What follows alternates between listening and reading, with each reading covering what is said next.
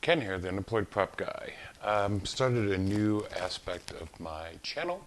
I want to talk about art, fine art. It's what got me into the film industry. Um, so basically, I was an artist who started working for photographers who needed props to be made. So I started making props, and then a friend got me on a film set, and I knew I would never look back. Um, so yeah, there's an interesting crossover because as artists, most people can't make a living making the art. Some can, and they're very lucky. Most of us find other ways to make money. I worked in the film industry, now in theater, and there's a lot of skills that cross over back and forth. You learn something on set and stage, and you bring it into your artwork, or vice versa.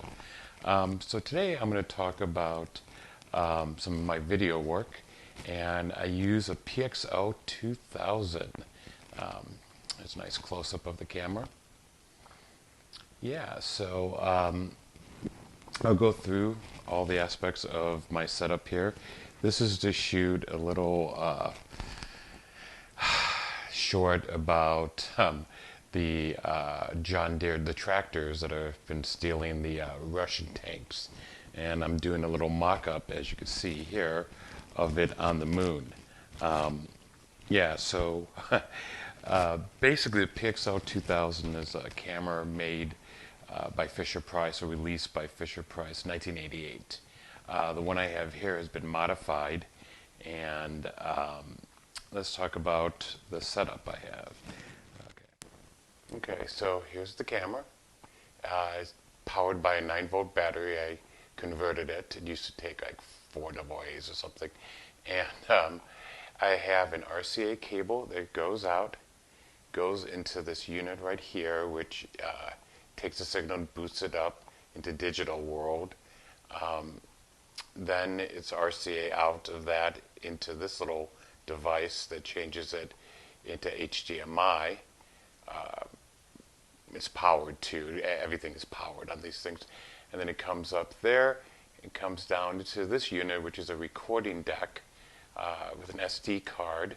It has a monitor, but it's really small. So I have another HDMI cable that goes out into my large monitor so I can look at it. Yeah, and this is on a custom tripod type setup for my camera unit that I made. Some stage weights on it so I can move it around. I'll send you a link to the woman that came up with that. So yeah, the thing about it is, like, you look at it, with the iPhone, and it doesn't really look like it's in space, but then you look at the monitor, kind of has a nice grain, and then I'll do some post processing. Actually, let's take a look at what I shot.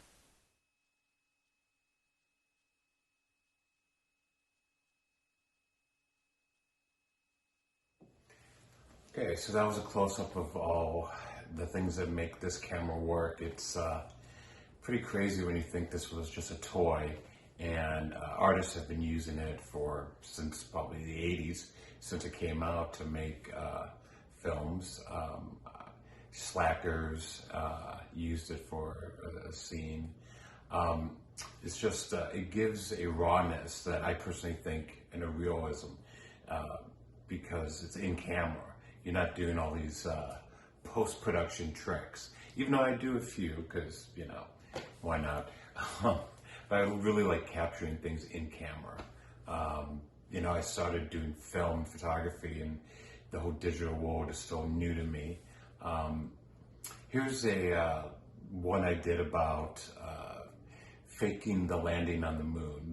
These are just the shots with the PXL2000 of the moon landing, and I'll have a link on the end of this of the whole movie, and it was kind of fun making it. I used a lot of my skills in set design and dressing props. Unfortunately, the actor decided not to do it because it was the beginning of COVID, and we didn't know what was going on, so I actually had to be the actor, and I'm not a good actor.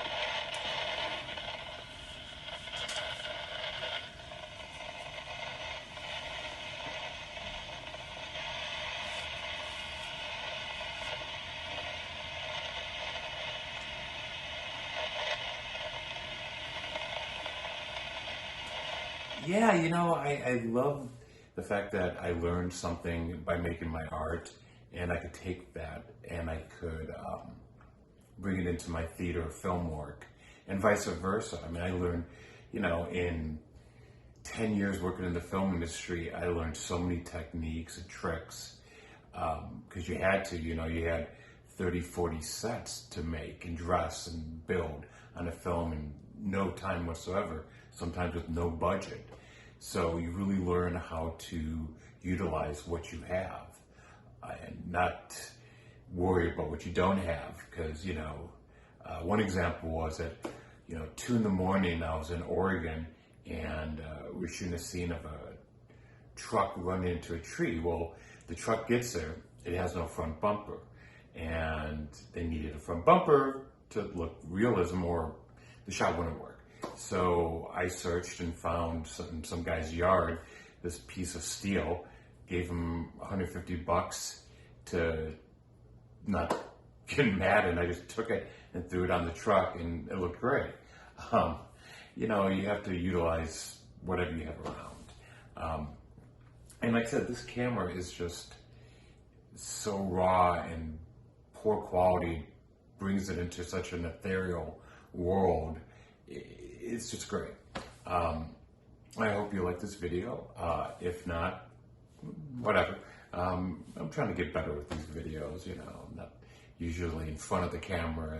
If you watch the film, you could tell I should be behind the camera. And if you have any questions, please ask in the comments. Once again, I appreciate you guys, and I'll talk to you later. Bye.